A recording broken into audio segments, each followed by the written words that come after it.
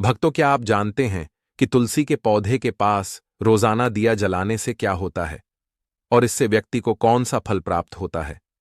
भक्तों, हमारे सनातन धर्म में तुलसी के पौधे को एक विशेष स्थान प्राप्त है। भगवान विष्णु ने सबसे पहले तुलसी का पूजन किया था और श्री कृष्ण कहते हैं कि तुलसी से वैकुंठ में पवित्रता का वास होता है। ठीक वैसे ही जैसे देवी लक्ष्मी से वहां ऐश्वर्य की प्राप्ति होती है, जहां तुलसी का पौधा होता है वहां नकारात्मक शक्तियां नहीं रह सकती हैं। यही कारण है कि हमारे घर में तुलसी का पौधा होना चाहिए ताकि हम अपने घर को शुद्ध और सकारात्मक बना सकेंगे। अब सवाल यह आता है कि तुलसी के पास दीपक जलाने से क्या लाभ है? इस सवाल का जवाब भगवान श्री कृष्ण ने देवी सत्यभामा को एक पुरानी कथा में दिया था। एक बार देवी सत्यभामा ने श्री कृष्ण से पूछा, हे स्वामी, आपने हमें तुलसी को जल देने का महत्व बताया है, लेकिन तुलसी के पास दीपक जलाने का क्या महत्व है? भगवान श्री कृष्ण ने उत्तर दिया, हे देवी, इस सवाल का जवाब देने से पहले मैं तुम्हें एक पुरानी कथा सुनाता हूं। इसे सुनने से तुम्हारे सभी सवालों का उत्तर मिलेगा और तुम्हें दीपक जलाने के लाभ का ज्ञान भी मिलेगा। देवी सत्यभामा ने कहा, हे प्रभु, कृपया यह कथा सुनाएं। फिर भगवान श्री कृष्ण ने कथा शुरू करते हुए कहा कि बहुत समय पहले दक्षिण दिशा में तुंगभद्रा नदी के किनारे हरिहरपुर नामक नगर बसा हुआ था। वहां एक ब्राह्मण रहते थे, हरि दीक्षित, और जो बहुत धर्मपरायण थे। उनकी पत्नी का नाम धारा था और उसके कर्म भी उसी नाम के अनुसार थे। वह हमेशा अपने पति का अपमान करती थी और उसे गवार कहकर बुलाती थी। वीडियो में आगे बढ़ते हैं, लेकिन उससे पहले भक्तों, अगर आप भी चाहते हैं कि लक्ष्मी माता का आशीर्वाद आप पर बना रहे, तो इस वीडियो को एक लाइक करें और आप अपने इस चैनल सब्सक्राइब कर लें और कमेंट बॉक्स में जय लक्ष्मी माता जरूर लिखें। इससे हमें मोटिवेशन मिलता है, जिससे हम आप लोगों के लिए और अच्छे अच्छे वीडियो बना पाते हैं।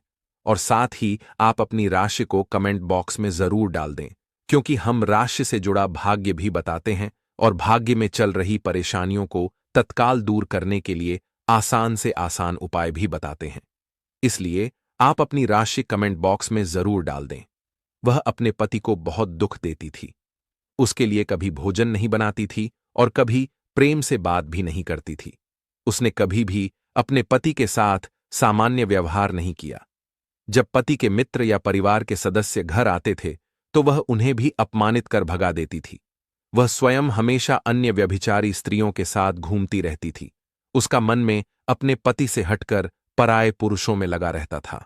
वह कभी भी अपने पति से प्रेम से बात नहीं करती, लेकिन पर आए सुंदर पुरुषों के साथ बैठकर हंसी मजाक करती थी। वहां पर आए पुरुषों को मोहित करने के लिए सज धज कर गांव में घूमने जाती थी। कभी वह वन में किसी पेड़ के नीचे खड़ी होकर सुंदर पुरुषों की राह देखती और किसी दुष्ट व्यक्ति के साथ भोग विलास में लिप्त हो जाती। एक दिन हरि दीक्षित ने अपनी पत्नी से कहा कि भद्रे, तुम्हारा यह आचरण ठीक नहीं है। ऐसे पाप करने से तुम्हारा ही अहित होगा। कृपया ये बुरे काम छोड़ दो। तुम्हारे ऐसे व्यवहार से मुझे बहुत दुख होता है। इस पर उसकी पत्नी ने क्रोध में कहा, न जाने किस पाप के कारण मेरा विवाह तुम जैसे भिखारी से हुआ है। लगता है पिछले जन्म में मैंने ही पाप किए होंगे, जिसके कारण मुझे ऐसा गरीब पति मिला है। तुम मेरी कोई भी इच्छा पूरी नहीं कर सकते थे। मजबूरी में मुझे तुम्हारे साथ आज झोपड़ी में रहना पड़ रहा है और भी का खाना खाना पड़ता है, लेकिन अब मैं यह सब और सहन नहीं करूंगी। मैं तुम्हें छोड़कर किसी धनवान व्यक्ति से विवाह करूंगी। हरि दीक्षित ने उत्तर दिया, प्रिय, ऐसा मत कहो। अपने पति को छोड़ने का विचार मन से निकाल दो। जो स्त्री अपने पति को छोड़कर पराए पुरुष के पास जाती है, भावना अहित करती है और उसे नरक में जाना पड़ता है। उसकी पत्नी ने क्रोध में कहा, नरक में तो तुम्हें जाना पड़ेगा, क्योंकि तुम कोई काम नहीं करते थे, भीख मांगते हो, और मुझे भी मजबूरी में भीख का खाना खिलाते हुए जो पति अपनी पत्नी को सुख नहीं दे सकता था, वह भी नरक में जाता है। तुम्हारे साथ इस घर में रहना नरक से कम नहीं है। इससे अच्छा है कि मैं नरक में जाकर रहूं। इस प्रकार उस स्त्री ने हरि दीक्षित को कई कटु वचनों से अपमानित किया और उनका अनादर किया गया। फिर भगवान श्री कृष्ण कहते हैं, हे देवी, जो स्त्री अपने पति का अनादर करती है, जो स्त्री अपने पति का अपमान करती है, उसके घर में हमेशा दुर्भाग्य आता है। पति को छोड़कर पराये पुरुष के पास जाने वाली स्त्री को नरक में दंड भोगना ही पड़ता है। अब आगे सुने हैं उस दुराचारी स्त्री के साथ क्या हुआ। एक दिन वह स्त्री वन में जाकर एक वृक्ष के नीचे खड़ी हो गई। उसका मन काम वासना से भरा हुआ था और वह किसी सुंदर पुरुष की प्रतीक्षा कर रही थी, लेकिन काफी समय बीतने के बाद भी वहां कोई नहीं आया। इससे वह बहुत दुखी हो गई और प्रियतम की खोज में इधर उधर देखने लगी। जब उसका सारा प्रयास विफल हो गया तो वह खड़ी होकर विलाप करने लगी। वह कहने लगी, हाय, आज इस रास्ते से कोई भी सुंदर पुरुष नहीं आया। अब मैं अपनी कामना कैसे पूरी करूंगी? आज की रात कैसे कटेगी? कौन मेरे सुंदर शरीर का आनंद लेगा? मेरी जवानी और सुंदरता तो व्यर्थ जा रही है। कोई भी मुझे पाने की इच्छा क्यों नहीं कर रहा? अब मैं कहां जाऊं? क्या होगा? कौन अब आएगा? कौन मेरे साथ भोग विलास करेगा? मेरा पति तो मूर्ख है। लेकिन अब ऐसा लगता है कि यह संसार भी मूर्ख पुरुषों से भरा हुआ है। कोई भी इतनी सुंदर स्त्री को पाने की कामना नहीं करता। मैं तो इतनी सुंदर हूं कि देवता भी मुझे पाने की इच्छा करेंगे, लेकिन यह संसार पापी और तुच्छ पुरुषों से भरा है। मुझ ऐसी स्त्री का अनदेखी कर रहे हैं। हे भगवान, कृपया कोई सुंदर, बलवान और पराक्रमी पुरुष भेजा है। अगर वह मेरा भक्षण भी करेगा तो भी मैं प्रसन्न होकर उसका आलिंगन कर लूंगी। भगवान श्री कृष्ण कहते हैं, हे देवी, इस प्रकार वह स्त्री जोर जोर से विलाप करने लगी। उसी जंगल में एक भयानक बाघ रहता था। उस पापिनी स्त्री की आवाज सुनकर वह जाग गया और उछलकर उसे अपना शिकार बनाने के लिए उसकी ओर बढ़ा। उस बाघ का नाम ध्वंस था। ध्वंस का रूप बहुत ही भयानक था। उसका शरीर काले और नारंगी धारियों से भरा था, जो जंगल की छाया में घुल मिल जाता था। उसकी लाल चमकती हुई आंखें अंगारों जैसी लगती थीं और अंधेरे में भी डर पैदा करती थीं। उसके जबड़े से लंबे तीक्ष्ण दांत बाहर निकले हुए थे, जो किसी भी जीव को चीरने के लिए पर्याप्त थे। उसकी गहरी गर्जना पूरे जंगल में गूंज उठती थी, जिससे आसपास के जीव काम जाते थे। ध्वंस की लंबी मजबूत पूंछ उसकी ताकत को दर्शाती थी। उसकी बलिष्ठ मांसपेशियां उसे जंगल में तेजी से दौड़ने और शिकार को एक ही बार में खत्म करने की क्षमता रहती थी। उसकी नाक से बार बार गर्म सांसें निकल रही थीं, मानो वह हर पल अपने अगले शिकार की तलाश में हो। ध्वंस का एकमात्र उद्देश्य था उन पापी और दुराचारी लोगों का भक्षण करना जिन्हें नियति ने उसके सामने रखा था। उस स्त्री ने जब अपने सामने ध्वंस को खड़ा देखा तो उसके होश उड़ गए। उसका पूरा शरीर डर के मारे कांपने लगा और पसीने से भीग गया। वह कुछ समझ पाती उससे पहले ही ध्वंस ने अपने तेज पंजे से उसे घायल कर दिया और वह दर्द से चीखते हुए जमीन पर गिर पड़ी। घबराकर वह बोली, तू यहां क्यों आया है? मुझे क्यों मार रहा है? मैं तो बस अपने प्रियतम की खोज में थी। मुझे छोड़ दे। मेरा भक्षण करके तुझे क्या मिलेगा? उसकी बात सुनकर ध्वंस कुछ क्षण के लिए रुका, फिर ठहाका मारकर बोला, हे पापिनी, आज विधाता ने तुझे मेरा भोजन बनाया है। जो लोग पापी होते हैं उन्हें भक्षण करना ही मेरा धर्म है। इसी से मुझे इस शरीर से मुक्ति मिलेगी। स्त्री ने रोते हुए कहा, लेकिन तुम आखिर हो कौन? सच सच बताओ कि तुम्हें यह राक्षसी शरीर क्यों मिला और तुम केवल पापिनी स्त्रियों का ही भक्षण क्यों करते हो? पहले मुझे सब कुछ बताओ, फिर चाहे तो मुझे खा लेना। ध्वंस ने गहरी सांस ली और बोला, ठीक है, सुनो मेरी कहानी, जिससे तुम्हें समझ आएगा कि मुझे यह श्राप क्यों मिला। बहुत समय पहले की बात है।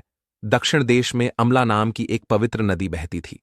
उसी नदी के किनारे मुनि परिणाम नाम की एक सुंदर नगरी बसी हुई थी, जो अपने भव्य मंदिरों, धार्मिक अनुष्ठानों और शांत वातावरण के लिए प्रसिद्ध थी। उसी नगरी में एक ब्राह्मण परिवार रहता था और मैं उसी परिवार में जन्मा था। मेरा नाम ब्रह्मानंद था। मेरे पिता बहुत आदर्श ब्राह्मण थे, जो यज्ञ हवन और धार्मिक अनुष्ठानों का पालन करते थे। बचपन में मैंने वेदों का अध्ययन किया और कई यज्ञों का आयोजन भी किया, लेकिन यह यज्ञ धर्म के लिए नहीं, बल्कि धन कमाने के लिए होते थे। मैं लालची था, इसलिए उन लोगों के लिए भी यज्ञ करता था जो अधर्मी थे। मैंने उनके घर का भोजन भी स्वीकार किया और धन के लोभ में उनके अनैतिक कार्यों का समर्थन किया। धीरे धीरे मेरा मन इतना भ्रष्ट हो गया कि मैं छल कपट से दूसरों का धन हड़पने लगा। मैं धर्म से पूरी तरह भटक गया था। समय बीतता गया, मेरा शरीर बूढ़ा हो गया, बाल सफेद हो गए, आंखें धुंधली पड़ गईं और दांत गिर गए, लेकिन धन का लालच मेरे मन से नहीं गया। मैं तब भी पाप करता रहा। फिर एक दिन धन के लालच में मैं नदी के किनारे पहुंचा। वहां मैंने कुछ अन्य धूर्त व्रण के साथ मिलकर लोगों को ठगने की योजना बनाई है। हमने झूठ मंत्रों का उच्चारण किया और बिना किसी विधि विधान के देवी देवताओं का पूजन किया गया। हमारा उद्देश्य केवल ज्यादा से ज्यादा दान प्राप्त करना था। हमने धर्म के नाम पर लोगों को धोखा दिया। उस दिन मैंने काफी धन इकट्ठा किया, लेकिन उसी समय मेरे साथ एक भयानक घटना घटी। जब मैं नदी के तट पर बैठा था तो एक बीमार और कमजोर कुत्ता मेरे पास आया। मैंने उसे दुत्कार कर भगा दिया, लेकिन गुस्से में आकर उसने मेरे पैर पर काट लिया। मैं बेहोश होकर वहीं गिर पड़ा और उसी क्षण मेरी मृत्यु हो गई। मेरी आत्मा के बाहर आते ही यम के 2 भयानक दूध प्रकट हुए और डरावने थे, और उनके हाथों में जंजीरें थीं। उन्होंने मुझे पकड़ा और यमपुरी ले गए। वहां मुझे यमराज के सामने प्रस्तुत किया गया। यमराज ने चित्रगुप्त से कहा, इस ब्राह्मण का लेखा जोखा प्रस्तुत करो। चित्रगुप्त ने गंभीर स्वर में कहा, हे धर्मराज, इस ब्राह्मण का नाम वेदानंद था और इसने अपने जीवन में घोर पाप किए हैं। इसने धर्म के नाम पर लोगों को ठगा, झूठे मंत्रों का उपयोग कर यज्ञ किया गया और भगवान का अपमान किया गया। धन के लालच में मैं धर्म का रास्ता छोड़ दिया, इसलिए यह नरक की आग में जलने के योग्य है। यमराज ने अपने दूतों को आदेश दिया, इस पापी को नरक की भयानक अग्नि में डाल दो। इसे वहां अपने पापों का फल भोगना होगा। इसके बाद मुझे नरक में भयंकर यातनाएं सहनी पड़ी। कई वर्षों तक मैं उस भयानक पीड़ा में तड़पता रहा। जब मेरी सजा पूरी हुई तो मुझे मेरे पापों के कारण बाघ का शरीर मिला और मैं इस जंगल में रहने लगा था। ध्वशम ने अपनी बात खत्म करते हुए कहा, अपने पूर्व जन्म के पापों का प्रायश्चित करते हुए मैंने संकल्प लिया कि मैं महात्माओं, साधु पुरुषों और स्त्रियों को कभी नुकसान नहीं पहुंचाऊंगा। मैं केवल उन पापियों और दुराचारी स्त्रियों का भक्षण करता हूं जिन्होंने धर्म के मार्ग पर चलकर दूसरों को दुख दिया है। मुझे विश्वास है कि ऐसा करने से मैं अपने पापों से मुक्त हो जाऊंगा और इस बाघ के शरीर से मुक्ति पा लूंगा। श्री कृष्ण कहते हैं, हे देवी, इस प्रकार बाघ ने अपने पूर्व जन्म का वृतांत बताया और उस स्त्री से कहा, हे पापिनी, तेरे आचरण से स्पष्ट है कि एक दुराचारी स्त्री है। अपने पति को छोड़कर तू इस वन में पराए पुरुषों के संग भोग विलास के लिए आई है, इसलिए आज तू मेरा ग्रास बनेगी। इतना कहने के बाद अपने तीखे नाखूनों से उस पापिनी स्त्री को मारकर खा लिया और फिर वहां से चला गया। उस स्त्री की मृत्यु के बाद यम के 2 दूत वहां प्रकट हुए। उन्होंने उस पापिनी को उठाया और उसे यमपुरी में ले गए। वहां धर्मराज के सामने उसे खड़ा किया। चित्रगुप्त ने उस स्त्री के कर्मों का लेखा जोखा प्रस्तुत करते हुए कहा, हे धर्मराज, यह स्त्री घोर पापी है, इसीलिए व्यभिचार किया है। अपने पति की कभी सेवा नहीं की और पराये पुरुषों के संग भोग विलास में लिप्त रहती थी। चित्रगुप्त की बात सुनकर यमराज क्रोधित हो गए। उन्होंने कहा, तुम्हारे कर्म निंदनीय हैं। तुमने अपने पापों से न केवल अपने परिवार बल्कि समाज को भी दूषित किया है। ऐसी स्त्रियां नरक की यातनाओं के योग्य होती हैं। इसे अग्नि से भरे कुंड में डाल दो। यमराज का आदेश सुनकर वह स्त्री डर कर उनसे कहने लगी, हे धर्मराज, कृपया मुझे क्षमा करें। मैंने अज्ञानता में पाप किए हैं। मुझे प्रायश्चित का अवसर दिया जाए। इस पर यमराज बोले, तुम्हारे पाप इतने बड़े हैं कि उनके लिए कोई प्रायश्चित संभव नहीं है। जिस स्त्री ने अपने पति को छोड़कर पराये पुरुषों के साथ जीवन बिताया, उसे अंत में नरक में जाना ही पड़ा। जब यमराज के दरबार में उसे लाया गया तो यमराज ने अपने दूतों को आदेश दिया, इसे नरक में ले जाओ और भयंकर यातनाएं दो। यह अपने कर्मों के कारण इसी की अधिकारी है। यमदूत उसे घसीटते हुए नरक में ले गए। वहां उसे जलते हुए तेल के कुंड में डाल दिया गया, जहां वह तड़पती रही। फिर उसे अलग अलग तरह के कष्ट वर्षों तक इस पीड़ा को सहने के बाद उसने पृथ्वी पर एक चांडाल, नीच जाति के रूप में जन्म लिया। चांडाल के घर में जन्म लेने के बाद भी उसने अपने पुराने पापों से कुछ नहीं सीखा और फिर से बुरे कर्मों में लिप्त हो गई। वह अनेक पापी पुरुषों के साथ व्यभिचार करती रही, लेकिन पिछले जन्म के पापों का परिणाम उसे भुगतना ही था। कुछ ही समय बाद उसे कोढ़ कुष्ठ रोग हो गया। उसका पूरा शरीर सड़ने लगा, जलन होने लगी और आंखों में भयंकर पीड़ा होने लगी। वह तड़प तड़प कर जीवन बिताने लगी, पर कहीं कोई राहत नहीं मिली। एक दिन उसने तीर्थ स्थान में स्नान करने की इच्छा की और एक पवित्र नगर में पहुंच गई। वहां वह एक आश्रम के बाहर रहने लगी। उस आश्रम में एक सुंदर तुलसी का पौधा लगा हुआ था। वह रोज देखती कि स्त्रियां उस तुलसी के पास दीपक जलाती थीं। यह देखकर उसे बड़ा आश्चर्य हुआ। आखिर एक दिन उसने वहां रहने वाले एक साधु से पूछा, हे साधु महाराज, ये कौन सा पौधा है और स्त्रियां इसके पास दीपक क्यों जलाती हैं? साधु मुस्कुराकर बोले, हे कल्याणी, यह तुलसी का पवित्र पौधा है। इसके दर्शन मात्र से सभी संकट दूर हो जाते हैं। इसे जल चढ़ाने से देवी देवताओं की कृपा प्राप्त होती है और इसके पास दीपक जलाने से सारे पाप नष्ट हो जाते हैं। स्त्री को यह सुनकर बड़ा आश्चर्य हुआ। उसने फिर पूछा, साधु महाराज, यदि कोई बहुत बड़ी पापिनी स्त्री भी तुलसी के पास दीपक जलाए तो क्या उसके भी पाप नष्ट हो सकते हैं? साधु बोले, बिल्कुल पुत्री, यदि किसी ने कितने भी भयानक पाप किए हों, लेकिन अगर वह सच्चे मन से तुलसी के पास दीपक जलाए तो उसके सभी पाप नष्ट हो सकते हैं। यह सुनकर वह स्त्री बहुत भावुक हो गई। उसे अपनी गलती का एहसास हुआ और उसी दिन से उसने तुलसी के पास दीपक जलाना शुरू कर दिया। धीरे धीरे उसका कोढ़ा ठीक होने लगा, शरीर की जलन समाप्त हो गई और उसके मन को शांति मिलने लगी। कुछ ही समय में वह पूरी तरह ठीक हो गई और उसने अपना शेष जीवन भक्ति और सत्कर्मों में बिता दिया। यहां तक कि पिछले जन्मों के पाप भी समाप्त हो जाते हैं। लेकिन तुम कौन हो और यह प्रश्न क्यों पूछ रही हूं? स्त्री ने सिर झुकाकर कहा, साधु महाराज, मैं एक महापापनी हूं। मैंने व्याविचार और अनेकों पाप किए हैं। इन्हीं पापों के कारण मेरी यह दुर्दशा हुई है। कृपया मुझे इन पापों से मुक्ति का उपाय बताएं। साधु ने कहा, हे पुत्री, अब से तुम रोज तुलसी के पास दीपक जलाना। इससे तुम्हारे सभी पापा और दोष समाप्त हो जाएंगे। साधुओं की बात मानकर उस पापी स्त्री ने उसी दिन तुलसी के पास दीपक जलाया। फिर वह रोज वहां दीपक जलाने लगी। एक दिन जब वह शाम के समय तुलसी के पास दीपक जला रही थी, तभी उसका हृदय फट गया और उसकी मृत्यु हो गई। वहीं जमीन पर गिर पड़ी। उसकी मृत्यु के बाद यमराज के 2 दूध उसे लेने के लिए वहां प्रकट हुए। जैसे ही उन्होंने उसे अपने पास में बांध कर ले जाने का प्रयास किया गया, तभी भगवान विष्णु के 2 दूत वहां प्रकट हुए। वे पार्षद अत्यंत तेजस और दिव्य आभा से युक्त थे। उनके शरीर से स्वर्णिम प्रकाश निकल रहा था, जो चारों ओर का अंधकार दूर कर रहा था। उनका रूप इतना मोहक और दिव्य था कि उन्हें देखकर किसी का भी मन श्रद्धा से भर जाता था। उनके चेहरे पर शांत मुस्कान थी, जो अपार करुणा और दया का प्रतीक ही नहीं, उनके वस्त्र रत्न जड़ित और नीले और सुनहरे रंग में चमक रहे थे। मानव स्वयं बैकुंठ का सौंदर्य उनके व्यक्ति में समाया हुआ। उनके कानों में सुनहरे कुंडल लटक रहे थे, जिनसे दिव्य संगीत की ध्वनि महसूस होती थी। उनके माथे पर तिलक और चमकती हुई बिंदी थी, जो उनकी दिव्यता का प्रतीक भी। वे दोनों विशाल काढ़ और बलिष्ठ थे, और उनके हाथों में एक दिव्य गदा था, जो न्याय और धर्म की शक्ति का प्रतीक था। वे उस स्त्री को अपने दिव्य स्पर्श से मुक्ति का आश्वासन देने आए थे, ताकि उसके भी पाप नष्ट हो जाए और वह स्वर्ग की यात्रा करने योग्य बन सकेगी।